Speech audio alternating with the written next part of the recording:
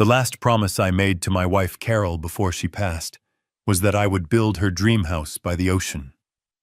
For 2 years after she was gone, I poured every ounce of my soul and my life's savings into making it a reality.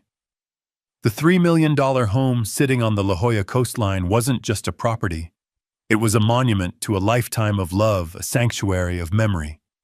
But the moment my son-in-law Damien found out I had finally moved in, he called me with a list of demands. He thought he was claiming a free resort for him and his 20 friends. He had no idea he was declaring war on a 72-year-old engineer who designs his own battlefields. Before I tell you what I did next, do me a favor and let me know in the comments where you're watching this from. And please hit that like and subscribe button if you believe that a man's home is his castle and should be treated with respect. The phone rang just as the afternoon sun began to cast a golden glow across the living room. I was sitting in the leather armchair Carol had picked out, watching the waves rhythmically kiss the shore. The caller ID showed Damien's name, and an old familiar weariness settled in my bones.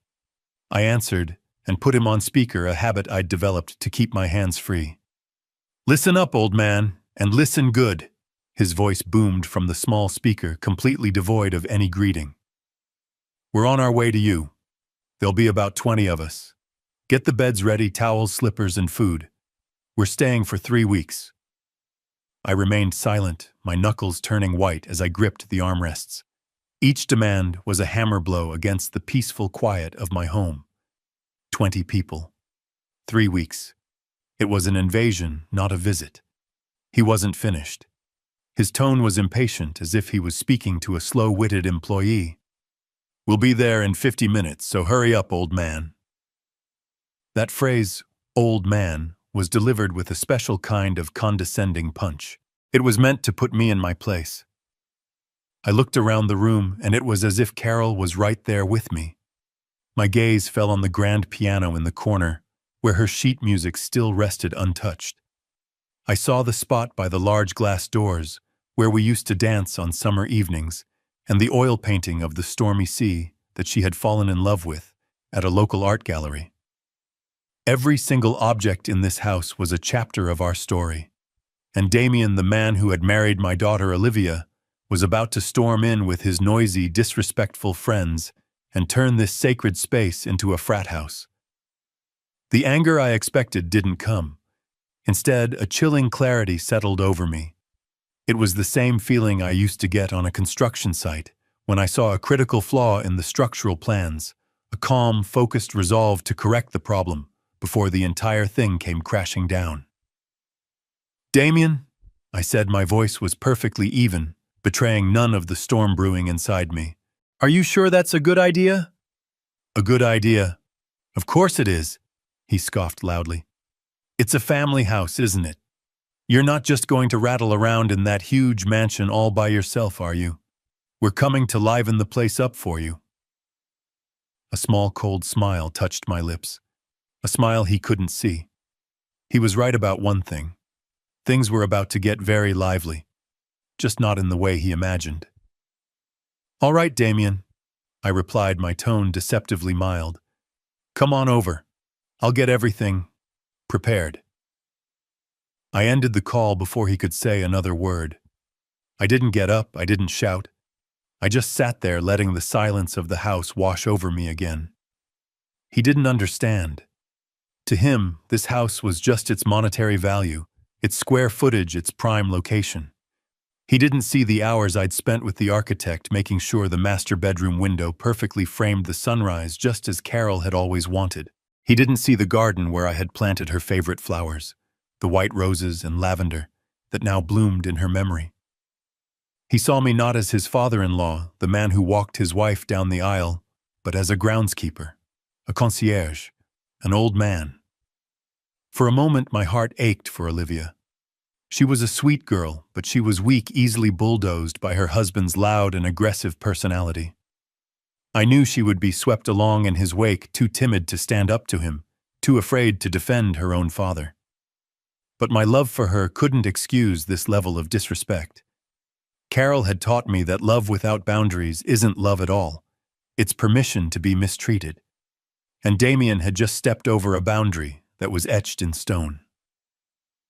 My mind trained for a lifetime to see stress points, and load-bearing walls began to construct a blueprint. It was a plan for a lesson in respect built on a foundation of his own arrogance. I finally stood up, the stiffness in my joints replaced by a surge of cold purpose. I walked over to my desk, a solid oak piece where I had drafted countless designs. I didn't call Olivia to plead with her. I didn't call my lawyer to complain. I pulled up the contact list on my phone and dialed a number saved under Leo Management. The phone was answered on the first ring. Leo Management.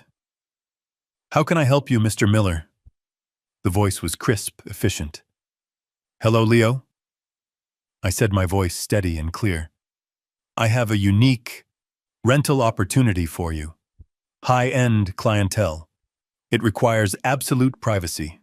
Short-term contract 3 weeks, starting tomorrow morning. There was a brief, surprised pause on the other end. Tomorrow morning, Mr. Miller? That's quite sudden, but certainly manageable. However, my records show you were expecting family to visit. Leo was good at his job. That's why I paid his company their substantial fee. They were discreet, thorough, and always informed. There's been a change of plans, I stated simply. And these new clients have very strict requirements. They need a quiet, secure environment. I want professional security arranged for the property around the clock. And no one, absolutely no one who is not on the rental contract is to be allowed on the premises. That includes my relatives. Can you guarantee that? Absolutely, sir. We can have a bonded security team in place by sunup. Any rules stipulated in the contract will be enforced to the letter. Excellent, I said. I'll be sending over the renter's information and some additional clauses for the contract within the hour. I want everything signed, sealed, and legally binding before 8 a.m. tomorrow. Consider it done, Mr. Miller. We'll handle everything. I hung up the phone. The first move had been made. This wasn't a rash decision born of anger. It was the activation of a contingency plan, a break glass in case of emergency protocol I had designed with my lawyer months ago. A legal fortress I had built to protect Carol's legacy from the entitlement I saw growing in Damien's eyes. I sat down at my computer and began to compose the email to Leo. There was no feeling of triumph, no petty glee. There was only a profound sense of calm. The calm of an engineer who has double-checked his calculations and knows with absolute certainty that his structure will withstand the coming storm. Damien thought he was heading to a party. In reality, he was walking into a meticulously designed lesson, and class was about to begin. With the call to Leo finished, a 50-minute clock started ticking in my head. Damien was a storm on the horizon, fast approaching, and I had to batten down the hatches. I didn't rush. An engineer knows that haste leads to structural failure. Instead, I moved with a calm, deliberate economy of motion, a man with a blueprint and a deadline. My first stop was the living room mantelpiece, the heart of our home. Lined with silver frames, it told the story of our lives. I picked up the first one, a black and white photo from our wedding day. Carol was laughing, her head thrown back, a joy so pure it seemed to radiate from the faded image. For a fraction of a second, I could almost hear that laugh echoing in the silent room. I remembered her whispering to me at the altar. "You're stuck with me now, Robert Miller." I smiled. "Best predicament I've ever been in," I had whispered back. The memory was warm, but my hands were cold and methodical. I took a roll of bubble wrap and a packing box from the hall closet. Each photo was carefully wrapped and placed inside. Our honeymoon in Italy. Olivia's first steps on this very floor. The last Christmas we had all been together before Carol got sick. Each frame contained a universe of love and history, and I was sealing each one away, placing them into hibernation, safe from the coming frost. Next, I moved to her piano. It was a beautiful baby grand, a gift I'd given her on our 20th anniversary. Her fingers had danced across these ivory keys for years, filling the house with music that was sometimes joyful, sometimes melancholic, but always full of life. I ran my hand over the smooth, polished wood. I could almost feel the phantom vibrations of the last piece she ever played, a simple, haunting melody by Debussy. She had been weak, but her touch on the keys was as certain as ever. She was saying goodbye. I gently lowered the fallboard covering the keys. I locked it and draped a thick, plain canvas dust cover over the entire instrument. It looked stark now, a shrouded ghost in the corner of the room, its voice silenced, its spirit hidden. From there, I went to the built-in bookshelves that flanked the fireplace. They were filled with our shared library. I didn't pack every book.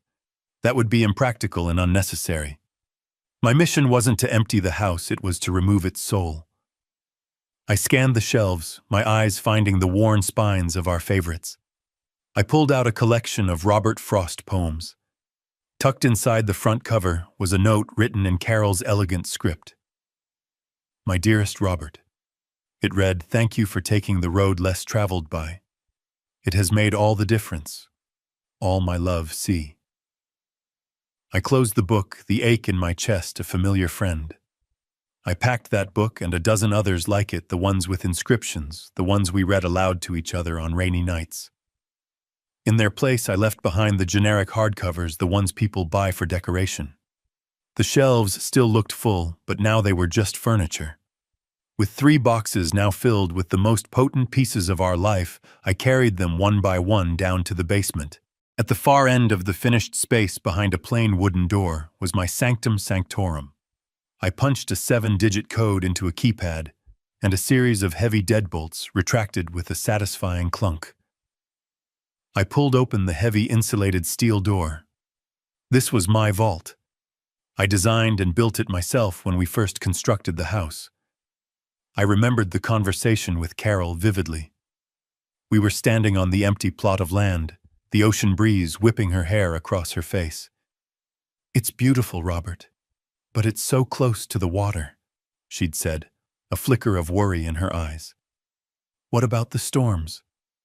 What about a flood? All our pictures, my mother's jewelry, everything could be washed away." She was right.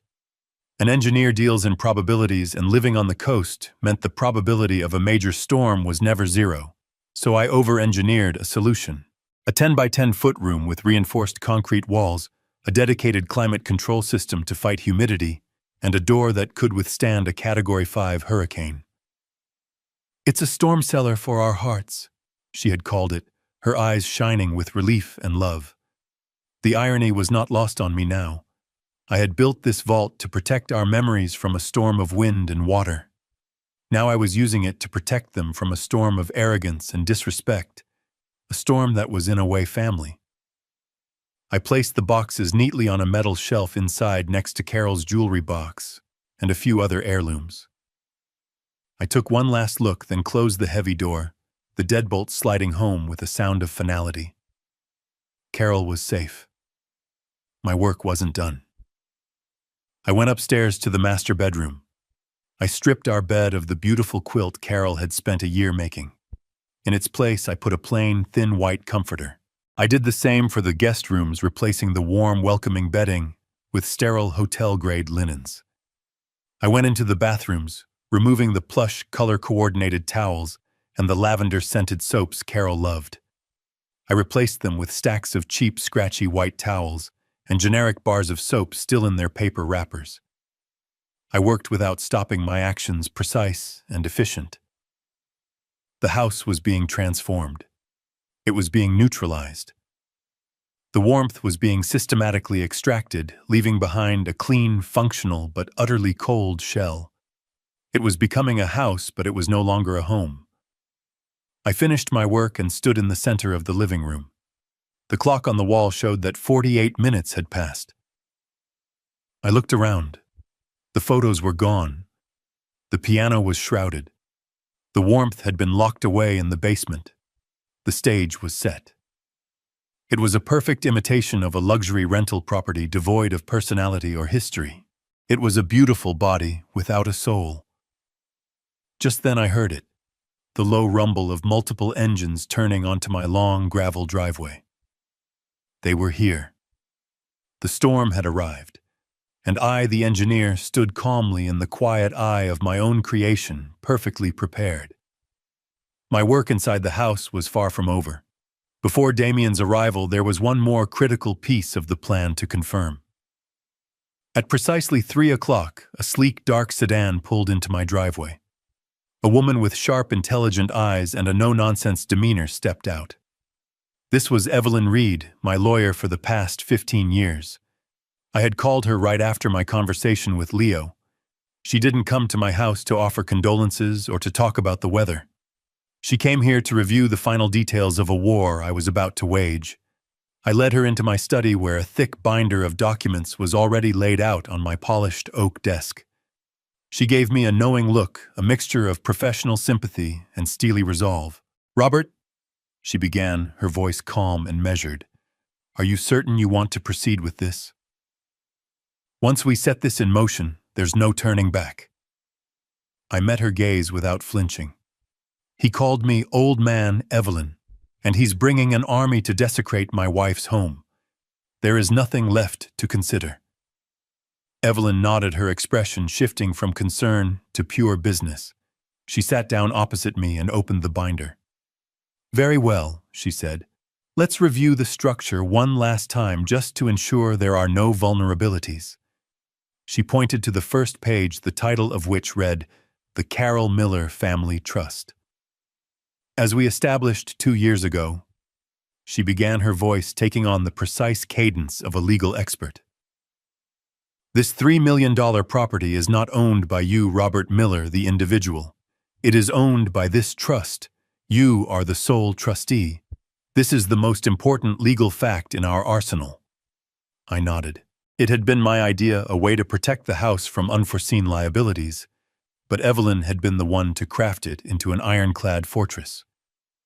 "As the trustee," she continued, "you have what is called a fiduciary duty. Your legal obligation is to act in the best interest of the trust's assets. That means protecting their value and, where appropriate, making them profitable. Hosting a 3-week non-paying party for 30 people who are likely to cause damage is a clear violation of that fiduciary duty. You would be, in legal terms, mismanaging the trust's primary asset." She paused, letting the weight of her words sink in.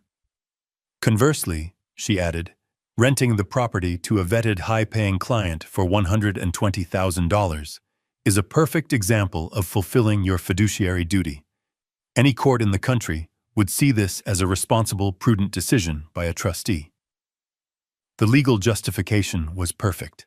I wasn't just kicking my son-in-law out. I was fulfilling my legal obligation. It was impersonal, professional, and unassailable. I turned a page in the binder. "And the clause about occupancy rights?" I asked, though I already knew the answer. I just needed to hear it again to feel the solid ground of my plan beneath my feet. Evelyn's lips curved into a faint, satisfied smile. "Ah, yes. The master stroke." She tapped a paragraph highlighted in yellow. "This clause grants the beneficiaries, in this case your daughter Olivia, certain rights, including the right to use and occupy the residence subject to your approval as trustee." My finger traced the words. "And you were concerned that Damien's lawyer, should he ever hire a competent one, might argue that this clause gives them a right to be here even without a rental agreement." "Exactly," I confirmed. "So let's talk about the supplementary agreement." Evelyn reached into her leather briefcase and produced a separate, much thinner folder. She opened it to reveal a single document. "This," she said, her voice dropping slightly, "is the document Olivia signed 2 years ago, the Gifted Funds and Asset Protection Agreement." I stared at it. I remembered that day perfectly. Olivia and Damien had been so excited. I had just given them a cashier's check for $250,000 for the down payment on their first house. They were so grateful, so full of promises about how they would take care of me in my old age. As part of the transaction, and as a condition of my co-signing their mortgage, Evelyn had drafted this standard agreement. It seemed like a simple formality. "The agreement states," Evelyn read aloud, "that in consideration for the significant financial gift and the liability taken on by the co-signer, the beneficiary, Olivia Miller voluntarily waives any and all future claims to use and occupancy rights of the co-signer's primary residence. It's designed to prevent exactly this situation, a child taking a parent's money and then also claiming a right to their home as if it were a common family asset. It was a legal checkmate. Damien and Olivia had been so blinded by the $250,000 check that they had signed away their rights without a second thought. They had sold their key to this house for the key to their own. They just didn't know it. I leaned back in my chair, a wave of sadness washing over me for a moment. Carol would be heartbroken, I said quietly. She never wanted to see the family divided like this. Evelyn's expression softened. Carol was a wonderful woman, Robert. But she was not a fool. She knew Damien's character. She would not want to see her legacy of love and peace be twisted into a license for disrespect. She would want you to protect this home, to protect your peace. This isn't about dividing the family. It's about teaching one member of it that actions have consequences. She was right. This wasn't an act of aggression. It was an act of preservation. I was defending the border of my life, a border Carol and I had built together. Evelyn closed the folders. I have certified copies of everything. The trust documents, the signed waiver, and a draft of the cease and desist letter. I will be on standby. Just give me the word and I will be here within 30 minutes. I stood up and shook her hand. Thank you, Evelyn, for everything. She gave my hand a firm squeeze. Protect yourself, Robert.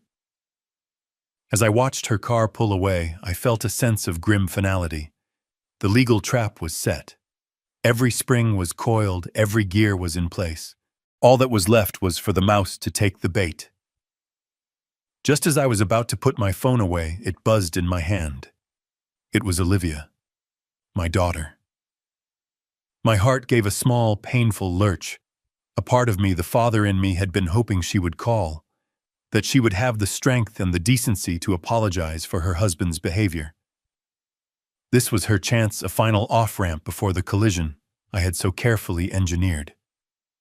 I took a deep breath and answered, keeping my voice neutral. Hello, Olivia. There was a cacophony of loud voices and music in the background on her end. I could hear Damien shouting something to one of his friends. Dad, hi! Her voice was strained, artificially bright. We're almost there, can you believe it? The traffic was crazy, but we're just about 10 minutes out. Isn't this exciting? Exciting was not the word I would have chosen. Invasive, presumptuous, disrespectful. All of those came to mind.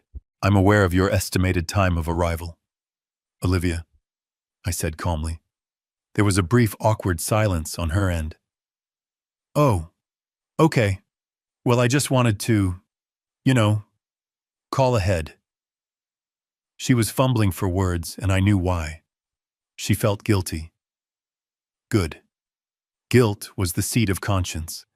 The question was whether she would allow it to grow. Listen, Dad. She continued, her voice dropping to a near whisper, as if she didn't want Damien to overhear. I'm sorry about Damien.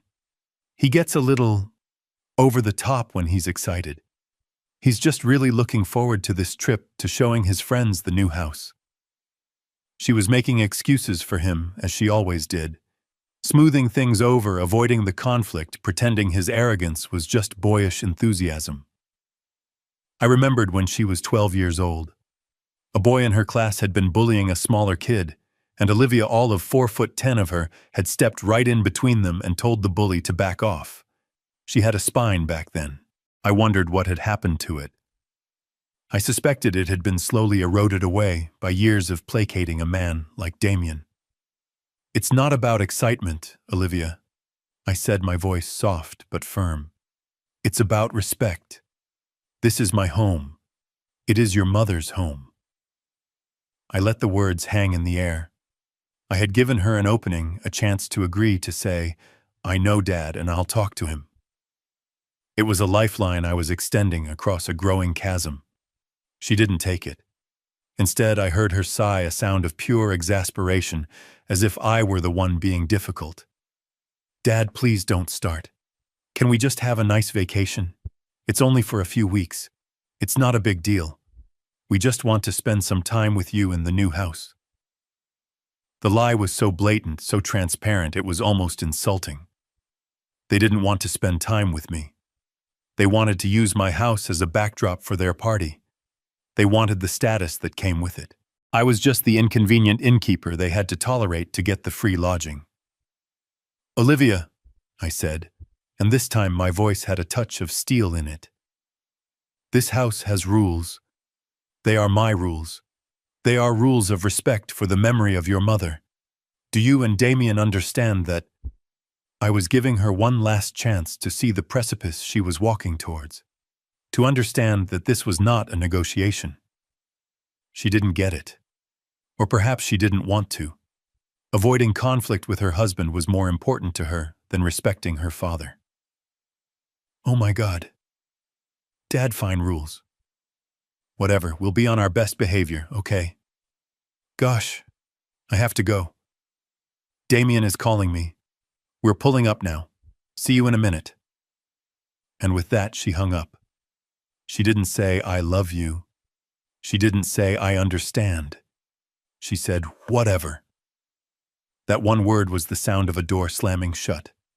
It was the sound of her making her choice. And it wasn't me. I placed the phone down on the counter. The tiny flicker of hope I hadn't even realized was there had been extinguished.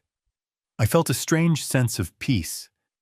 The sadness was still there, a dull ache for the strong little girl my daughter used to be. But the guilt, the hesitation was gone. I had given her a warning. I had offered her a way out. She had not only ignored it, she had dismissed it with a flippant, disrespectful, whatever. She had made her bed. Now all that was left was for her and her husband to lie in it. And I, the old man, the engineer, had designed that bed with meticulous, unforgiving precision. The doorbell rang, a sharp, demanding chime that echoed through the now silent house. The storm had made landfall. I stood in the foyer as the doorbell chimed again, this time a long, impatient press. Before I could even move, the front door swung open with a force that made it bang against the interior wall, leaving a small crescent-shaped dent in the plaster. And there stood Damien silhouetted against the bright afternoon sun. He wasn't holding a suitcase. He was holding a large red cooler. He grinned a wide, predatory smile that didn't reach his eyes. All right, old man, the party's here, he boomed, his voice echoing in the high-ceilinged space. He strode in without wiping his feet, clapping me hard on the shoulder as he passed a gesture that was less friendly and more of a claim of ownership. Hope you're ready for us. Where's the best place to set up the bar? Behind him, a tidal wave of bodies began to pour into my home. It wasn't 20 people. My quick, practiced engineer's eye did a rough head count. It was closer to 30. A chaotic mix of young men and women, all loud, all laughing, all carrying bags and cases of beer, as if they were arriving at a rented beach house for spring break. The delicate coastal quiet I cherished was shattered instantly, replaced by a cacophony of shouting, whooping, and the thumping bass of a portable speaker someone immediately placed on my handcrafted entryway table. One of the men wearing a backwards baseball cap let out a low whistle. "Damn, Damien," he shouted over the noise. "You weren't kidding. Your father-in-law is loaded." "This place is sick." Damien just laughed, a proud, possessive sound. "Told you, man. Welcome to my summer home." My summer home. The words hung in the air, a thick, greasy slick of entitlement. I didn't say a word. I simply stood there, a statue of calm in the swirling river of chaos. I watched as they dropped their duffel bags unceremoniously on the polished hardwood floors, the zippers scratching the surface I had so carefully maintained. One young woman immediately flopped onto the white linen sofa, propping her sandy flip-flops up on the custom-made coffee table. Another group made a beeline for the kitchen, yanking open the refrigerator without a moment's hesitation. "Score! He's got beer!" someone yelled. followed by the hiss of multiple cans being cracked open. They were not guests. They were invaders. They were behaving like locusts, descending upon a field, consuming everything in their path with a mindless, voracious energy. I saw Olivia trailing in at the back of the pack. She looked small and overwhelmed, a nervous, apologetic smile plastered on her face. Her eyes met mine for a brief second, and I saw a flicker of shame. "Dad," she started, but her voice was drowned out by Damien bellowing from the living room. "Liv, babe, come check out this view." She gave me a helpless shrug and scurried away to join her husband, a ghost trailing in the wake of a hurricane. Her apology, unspoken and unfinished, evaporated into the noisy air. I wasn't angry at her. I was disappointed. She was a willing participant in the desecration of her own childhood memories. My role in all of this was simply to be an observer. I was a scientist watching a colony of ants, noting their behavior, their patterns, their complete disregard for the structure they had infested. When Damien strode up to me and asked where the best bedrooms were, I simply gestured vaguely towards the staircase. I watched as his friends swarmed up the stairs, their loud footsteps echoing through the house. There were shouts of, "I call this one," and "Dude, look at this bathroom." They were claiming rooms like conquerors planting flags on newly seized territory. My home, my sanctuary, was being carved up and distributed amongst a mob of strangers. Damien himself reappeared at the top of the stairs a few minutes later, a triumphant look on his face. "Hey, old man," he yelled down to me. "I'm taking the master bedroom. That view is insane. Hope you don't mind." He didn't wait for an answer. He disappeared back into the room that had been mine and Carol's, the room where she had spent her final peaceful days looking out at the ocean she loved. He was sleeping in her bed. The thought didn't trigger a hot flash of rage. Instead, it was like a final heavy piece of steel locking into place in the structure of my resolve. Every act of disrespect, every shouted word, every piece of carelessly discarded trash was another rivet, another weld, making my plans stronger and more absolute. They were not just damaging my property. They were erasing the memory of my wife with their loud, selfish existence. I stood there amidst the growing chaos and felt nothing but the cold, hard certainty of a blueprint about to be executed. They thought they had captured the castle. They had no idea they were in a cage of their own making, and I, the quiet old man in the corner, was about to turn the key. The first sign that their occupation was not going to be the luxurious vacation they had envisioned began to appear that evening. After they had claimed their rooms and cracked open their third or fourth beers, Damien decided it was time for music.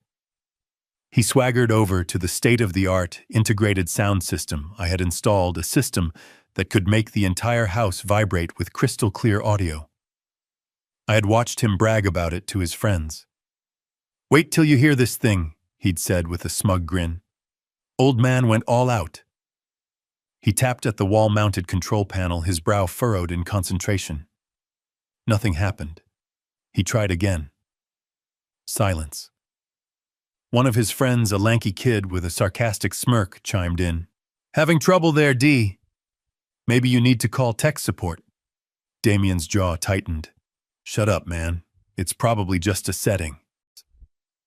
He spent the next 20 minutes trying to connect his phone via Bluetooth, then via Wi-Fi, then trying to log into a streaming service. The system, which I had spent a mere 5 minutes reconfiguring before they arrived, refused to cooperate. It recognized the network, but it wouldn't connect. It saw his phone but rejected the pairing. It was a masterclass in technological frustration. Finally, he gave up in disgust, and they were forced to rely on the tinny, bass-heavy sound from the portable speaker they'd brought. The magnificent $5,000 sound system remained stubbornly silent, a monument to their incompetence. Damien shot a dark look in my direction. I was sitting in my armchair reading a well-worn paperback.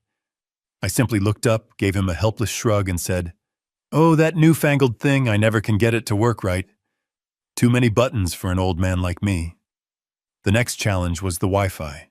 In an age of constant connectivity, a slow internet connection is a form of torture. I had logged into the main router's administrative panel and throttled the bandwidth down to a crawl. It wasn't off. It was just agonizingly slow. The signal was strong 5 bars everywhere in the house, which only added to their confusion. But trying to load a video was impossible. Streaming a movie on the giant 8K television was a laughable fantasy. Even scrolling through social media was a buffering nightmare. I watched them, a pack of digital natives, suddenly cast into the technological dark ages, their faces illuminated by the pale, frustrated glow of their phone screens. They were like children who had been given a complex toy with no instructions and dead batteries. The beautiful house was their prison, a gilded cage with terrible reception. The grumbling grew louder that night. The house has 6 full bathrooms, and the line for showers was long, but the line moved faster than expected for a simple reason. I had walked down to the basement earlier and turned the thermostat on the massive 80-gallon water heater down to its lowest setting. It wasn't cold, but it was lukewarm, and after the first 4 or 5 showers, it became decidedly cool. I heard yelps of surprise and frustration echoing from the upstairs bathrooms. "Dude, is there any hot water in this place?" someone yelled. Damien, who had been trying to untangle an HDMI cable to connect a video game console to the stubbornly uncooperative smart TV, threw his hands up in the air. "How should I know? Maybe the old man is trying to save a few bucks on his gas bill." The morning brought a fresh wave of misery for the hungover horde. Hangovers crave 2 things, coffee and grease. I had ensured both were difficult to obtain.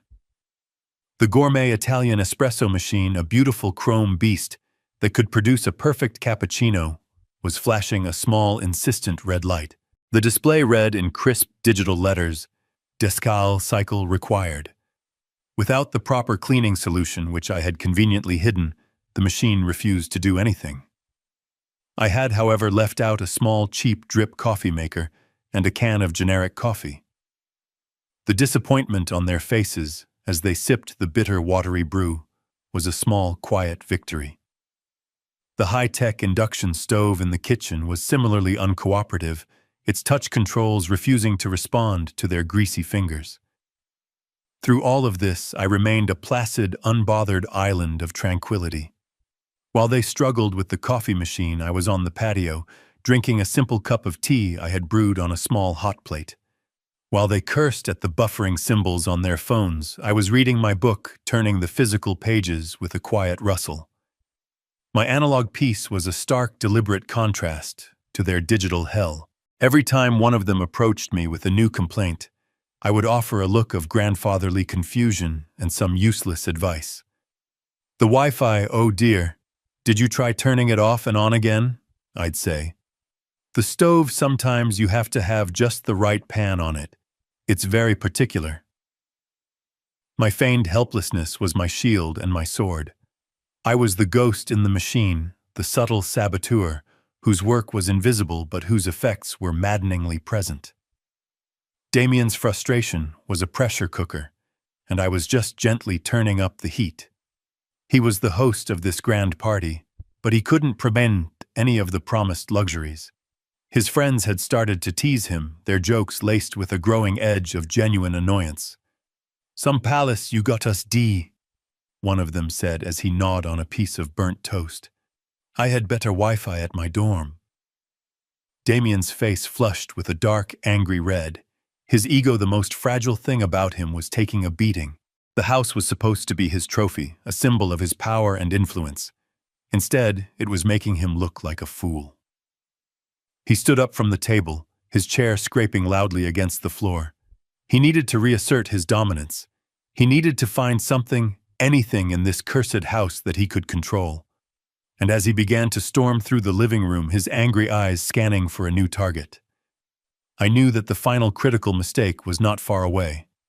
The breaking point didn't come with a roar, but with a crack. By late morning, the house was filled with a restless, irritable energy. Boredom and cheap beer had become a toxic combination. A few of Damien's friends, including the sarcastic one with the baseball cap, had started tossing a foam football back and forth in the living room, their lazy passes getting more and more reckless. Olivia had weakly protested, "Guys, maybe not in here," but she was ignored, her voice a feather in a hurricane. I was standing by the large window overlooking the ocean, pretending to watch the gulls, but in reality I was observing everything in the reflection on the glass. The football sailed in a high arc, the thrower overshooting his target. The other man lunged for it, missed, and the ball bounced off his fingertips, careening directly toward the fireplace mantel. Everything seemed to happen in slow motion. The foam ball, soft as it was, had just enough mass to clip the edge of the small ceramic statue I kept in the center of the mantelpiece. It wasn't a valuable antique. It held no monetary worth whatsoever, but it was the most priceless object in the entire house. It teetered there for a single agonizing second, a tiny lopsided bird poised for a flight it could not survive. And then it fell. The sound of it shattering on the stone hearth was not loud, but it was sharp, a definitive crack that sliced through the noise of the house and plunged the room into a sudden, shocked silence. The laughter died in their throats. All eyes were on the colorful shards scattered across the hearth. The young man who had thrown the ball looked pale, his mouth hanging open in a stupid, silent "oh." He knew on some primitive level that he had broken something more than a simple decoration. My narration in that moment would be filled with pain.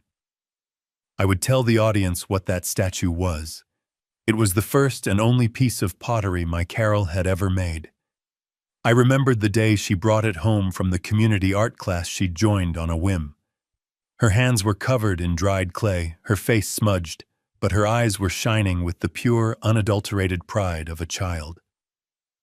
"It's a bit lopsided, isn't it?" she had laughed. "And the glaze ran. But I made it, Robert. With my own 2 hands." It was beautifully imperfect, a physical manifestation of her spirit, of her willingness to try something new late in life. It was a piece of her joy I could hold in my hands. As I turned from the window, the silence in the room stretched thick and heavy with guilt. Everyone looked at me then, at Damien, their self-appointed leader, waiting for him to fix this. This was his moment. A moment for a real man to step up, to take responsibility, to offer a sincere, heartfelt apology. A moment to show a flicker of human decency. Damien, of course, did none of those things. To do so would be to admit a loss of control in front of his friends. His ego wouldn't allow it. He broke the silence not with an apology, but with a loud, jarring laugh. It was a sound of pure dismissal. He swaggered over to the fireplace, nudging one of the larger blue shards with the toe of his expensive sneaker. He looked at me, a condescending smirk playing on his lips, and he spoke the 7 words that sealed his fate. "Oh, come on. It's just a piece of clay, old man." He let out another chuckle, trying to turn the tense situation into a joke. "Chill out. I'll buy you 10 of them." And that was it. The switch inside my soul, the one that toggled between forbearance and action, was flipped. He hadn't just allowed his friend to break a piece of pottery. He had, with his words, deliberately and cruelly shattered the memory it contained. He had looked at a piece of my wife's soul, a piece of her effort and her joy, and declared it worthless. He had called it just a piece of clay. In that moment, he wasn't just my arrogant son-in-law. He was a vandal who had defaced a holy place. I didn't shout. I didn't rage. I didn't even speak. I simply looked at him. My face, I imagine, was completely devoid of emotion. A blank slate. The calm of the abyss. I held his gaze for a long, silent moment, and I saw a flicker of unease in his eyes for the first time. He had expected me to yell, to be the hysterical old man. My utter stillness was something he didn't understand, and it scared him. Then I turned my back on him, on all of them, and walked slowly and deliberately toward my study. "Hey!" Damien called after me, his voice suddenly laced with a nervous uncertainty. "Hey, where are you going? Don't be so dramatic." I didn't answer. I didn't look back. I closed the study door behind me with a soft, final click. The period of observation was over. The time for consequences had begun. I went to bed that night, but I did not sleep. I simply lay in the guest room, listening to the cacophony of my home being violated.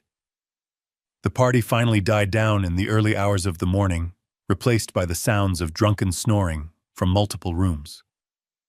When the sun rose, I was already up, showered, and dressed. I sat on the back patio with a cup of tea, watching the waves and waiting. The house behind me was a disaster zone, a graveyard of the previous night's debauchery. The living room was littered with a dozen empty pizza boxes, and red plastic cups were scattered everywhere, some still containing a nauseating mixture of beer and cigarette butts.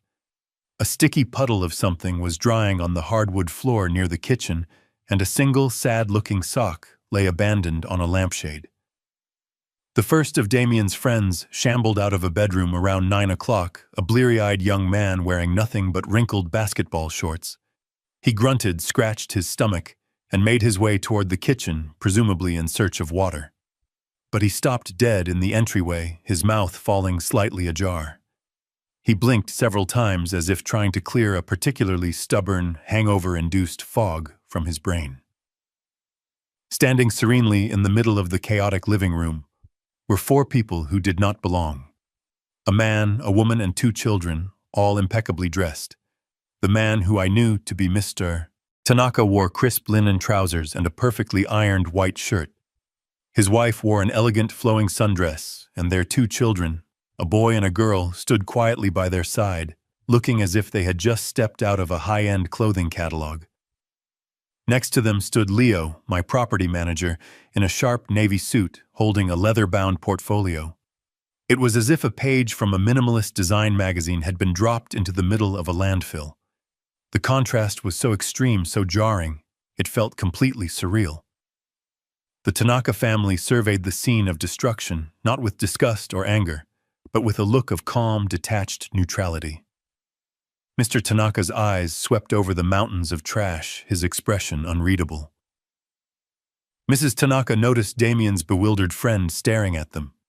She offered him a small, polite smile and a slight, graceful bow of her head.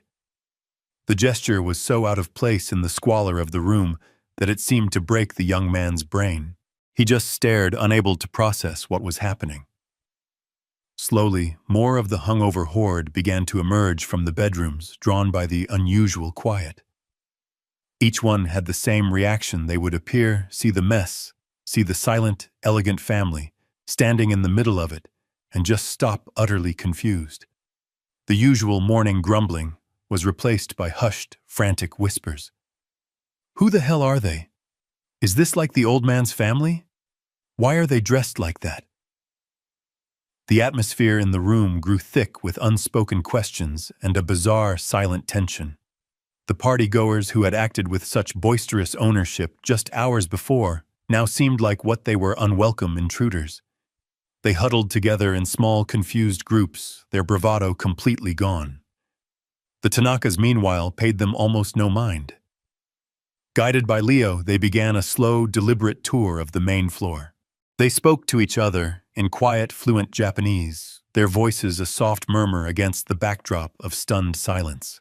Mr. Tanaka paused by the large windows, nodding in appreciation at the view.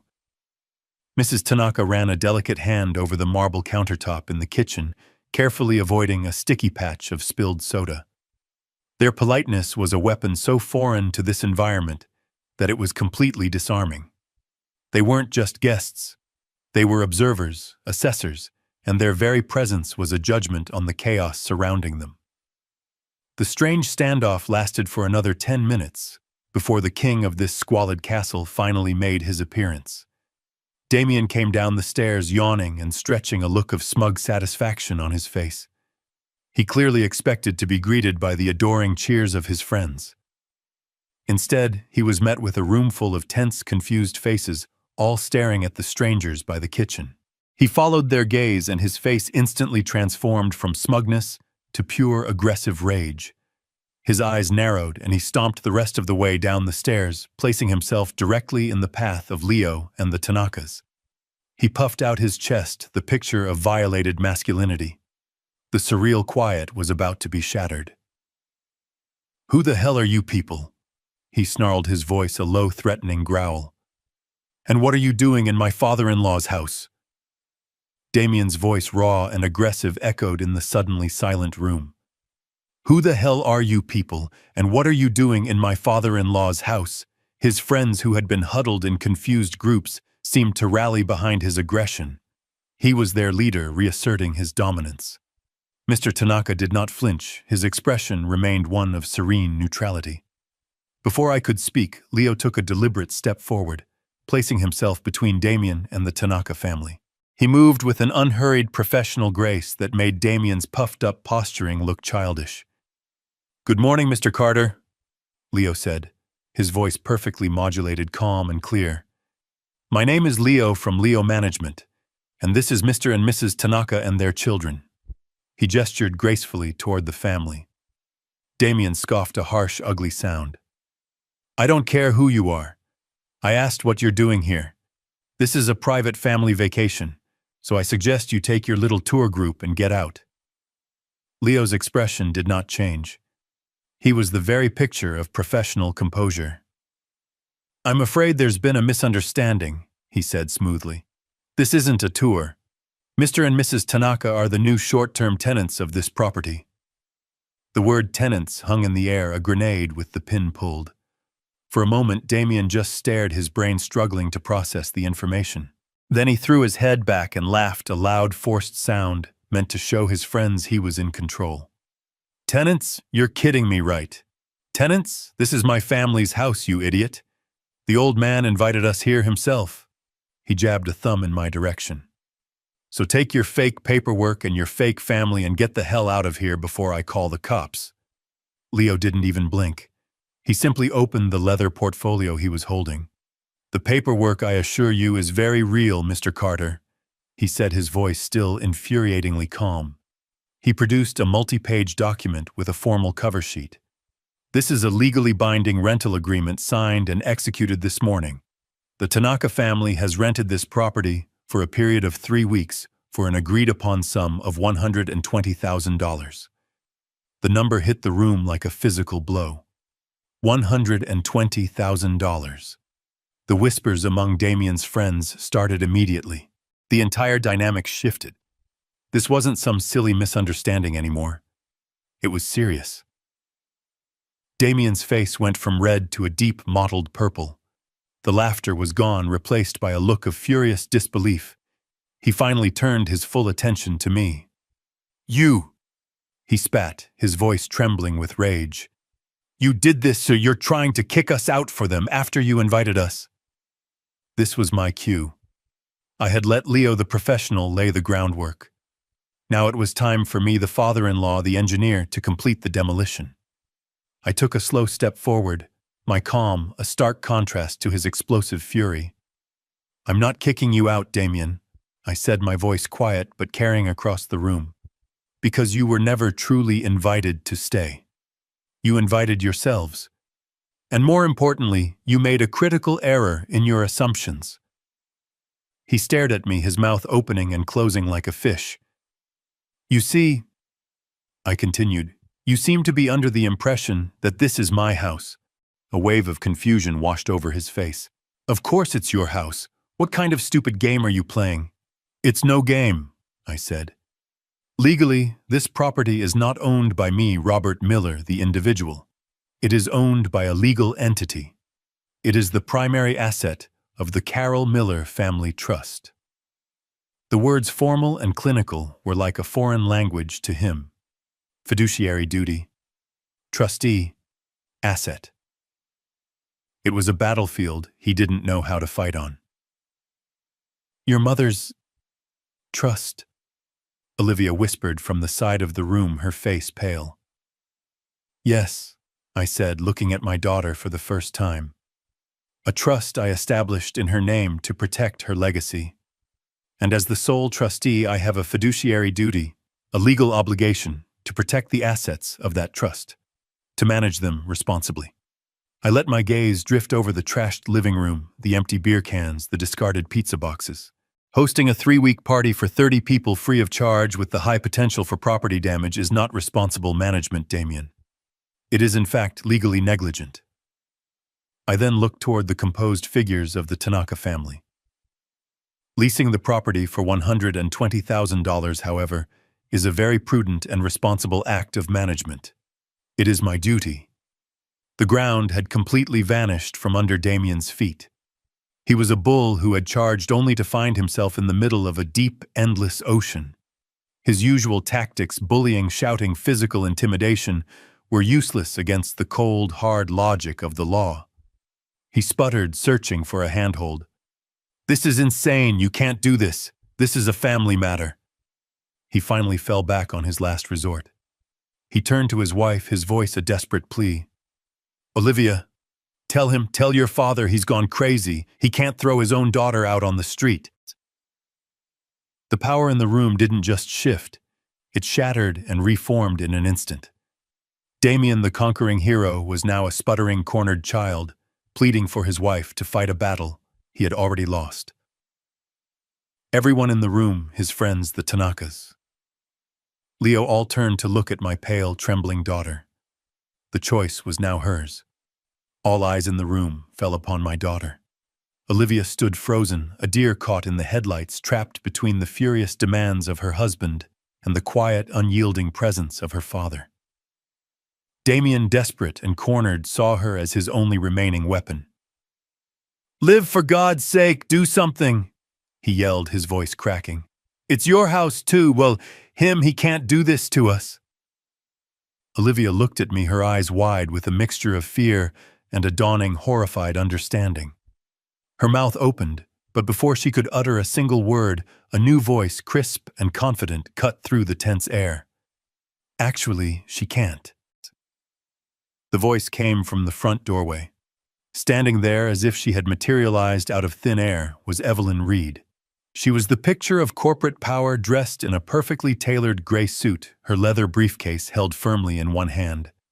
She exuded an aura of calm authority that instantly commanded the attention of everyone in the room.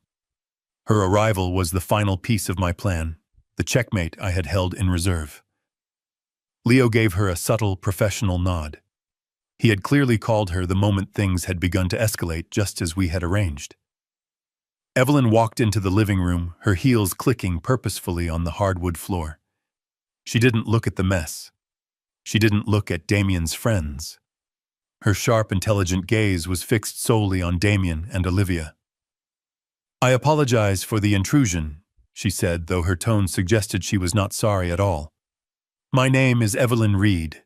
I am the legal counsel for the Carroll Miller Family Trust." Damien stared at her dumbfounded. "Another one? What is this, some kind of legal ambush?" Evelyn ignored him, turning her attention to Olivia. Her voice softened slightly, but it retained a core of unyielding steel. "Olivia," she said, "your husband seems to be under the impression that you have a legal right to be in this house. He is mistaken, and I believe you know why." Olivia's face, which was already pale, turned a ghostly white. She knew exactly what Evelyn was talking about. She started to shake her head, a small, desperate gesture of denial. "I believe this will refresh your memory." Evelyn continued, opening her briefcase and pulling out a slim document. She held it out. It was the Gifted Funds and Asset Protection Agreement. "You signed this document 2 years ago, Olivia. Do you remember?" Evelyn's voice was patient, like a teacher guiding a slow student to an inevitable conclusion. "It was on the day your father gave you and your husband a cashier's check for $250,000 to be used as a down payment on your lovely home in the city." She let the number hang in the air, $250,000. I saw some of Damien's friends exchange wide-eyed glances. The scale of my generosity and their subsequent greed was being laid bare for all to see. "This document," Evelyn went on, her voice becoming sharper, more clinical, "was a standard and very sensible condition of that financial gift. Your father not only gave you that substantial sum, but he also co-signed on your mortgage, taking on significant financial liability for your debt." She looked directly at Damien, now her eyes cold. "When a person of means does something like that, Mr. Carter, they take legal steps to protect their own assets from the potential financial irresponsibility of the people they are helping. It's called smart estate planning," She then turned back to Olivia. The agreement you signed is very simple. In it, you acknowledged the receipt of the $250,000. And in consideration for that gift, you willingly and with full legal understanding waived any and all future claims to what is legally termed use and occupancy rights of your father's primary residence, which is the property owned by the trust. In layman's terms, Olivia, you sold your right to be here. You sold it for $250,000. It was a knockout blow delivered with surgical precision. The room was utterly silent, save for the sound of the ocean waves outside. The truth in all its brutal contractual glory had been revealed. The plan wasn't a spontaneous act of revenge. It was a long-term, carefully constructed consequence. Damien and Olivia's own greed, their eagerness to take my money without reading the fine print, had been the ink that signed their own eviction notice. Damien looked at Olivia, his face a mask of utter betrayal. You signed this without telling me," he whispered, his voice hoarse with disbelief. Olivia just stood there, tears welling in her eyes, unable to speak. The foundation of their parasitic partnership had just crumbled into dust. They had been so eager to cash the check, so blinded by the big number, that they had willingly walked into a trap of their own making. I had given them the rope, and they had fashioned their own noose. Evelyn Reed closed her briefcase with a soft, final snap. The sound echoed in the silent room like a judge's gavel. The case was closed. The silence that followed Evelyn Reed's final devastating sentence was heavier than any I had ever experienced in this house. It was a silence filled with the wreckage of lies and the stark, cold reality of a perfectly executed plan. Damien stood, as if he'd been turned to stone, his face a grotesque mask of shock and rage. His friends, the boisterous, arrogant pack who had followed him here, now looked like nervous strangers, their eyes darting between Damien, Evelyn, and the door, clearly calculating the fastest route of escape. Olivia had collapsed into a nearby armchair, her body racked with silent, choked sobs. She stared at the document in Evelyn's hand, as if it were a venomous snake.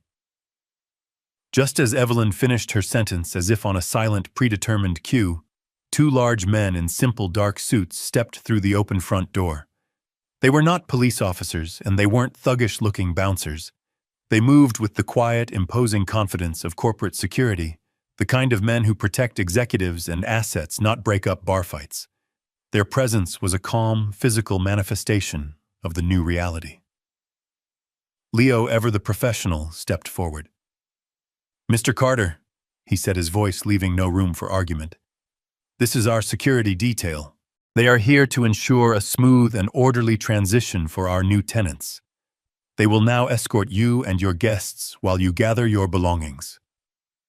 This was the final indignity, the last and most humiliating blow.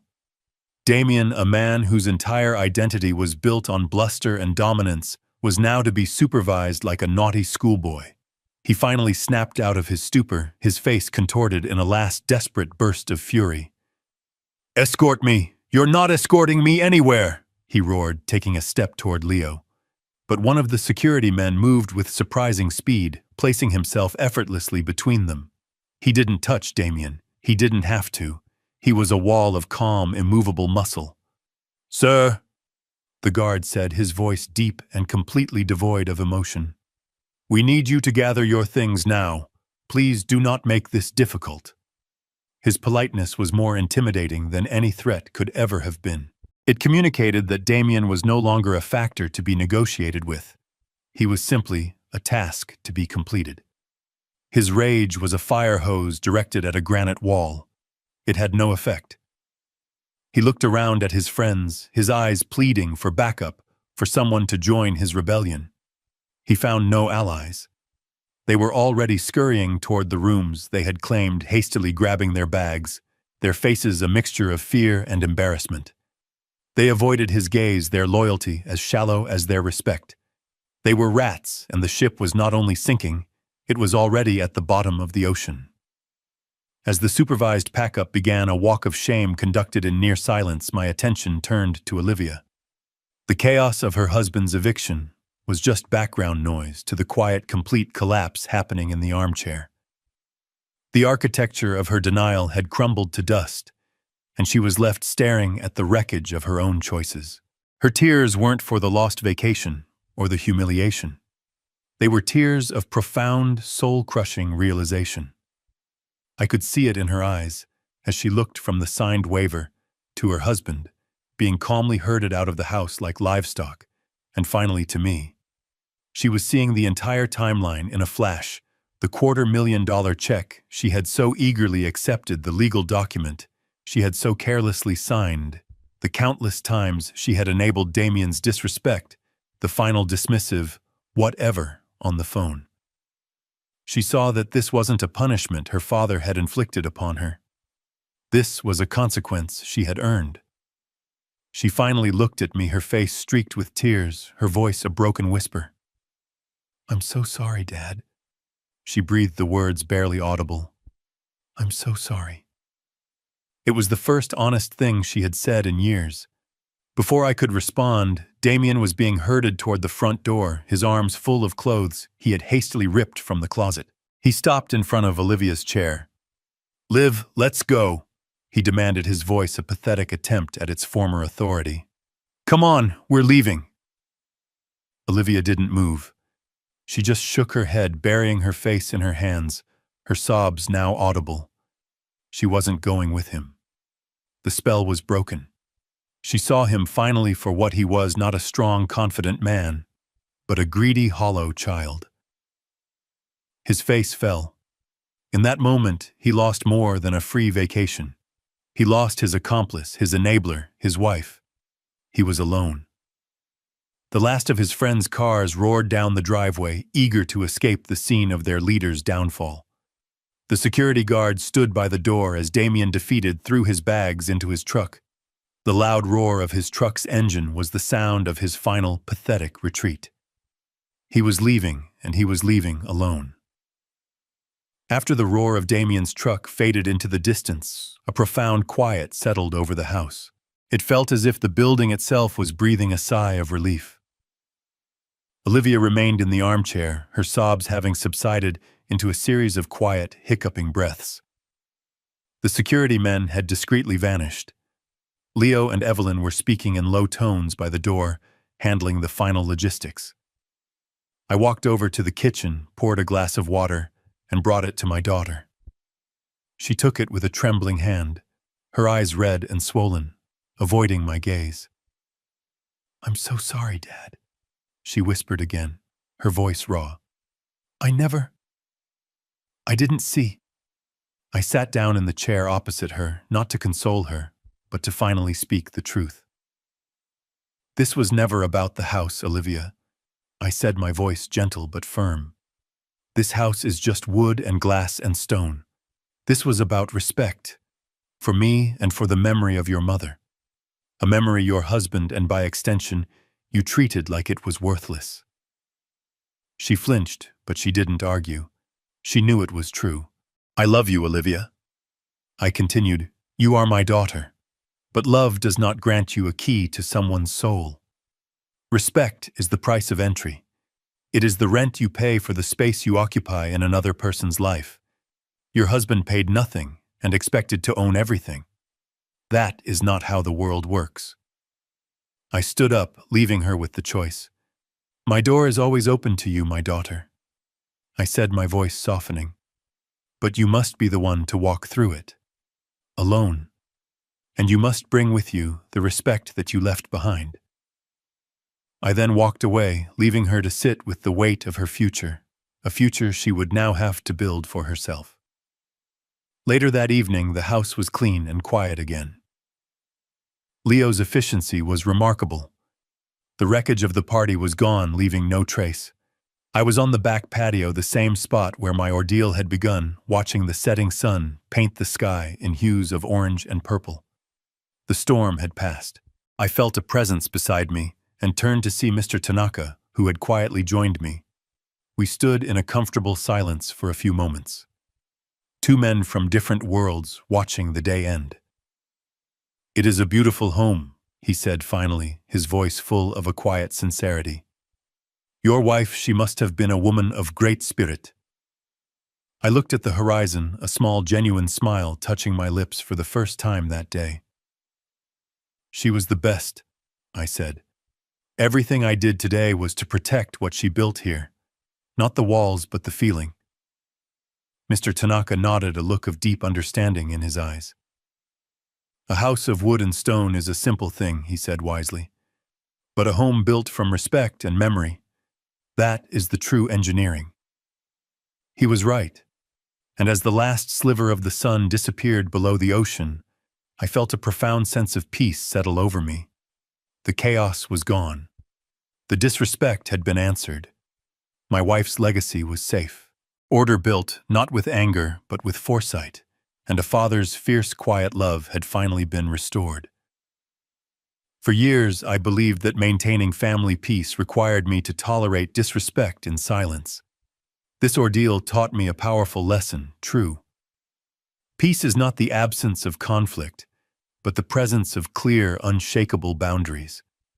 An engineer's greatest design isn't a structure of steel and concrete, but a life built on a foundation of self-respect. I didn't act out of vengeance, but from a quiet duty to protect the legacy my wife and I built together. And I learned that sometimes the most loving thing a father can do is to teach a difficult lesson in consequences. I'm curious to know what you think.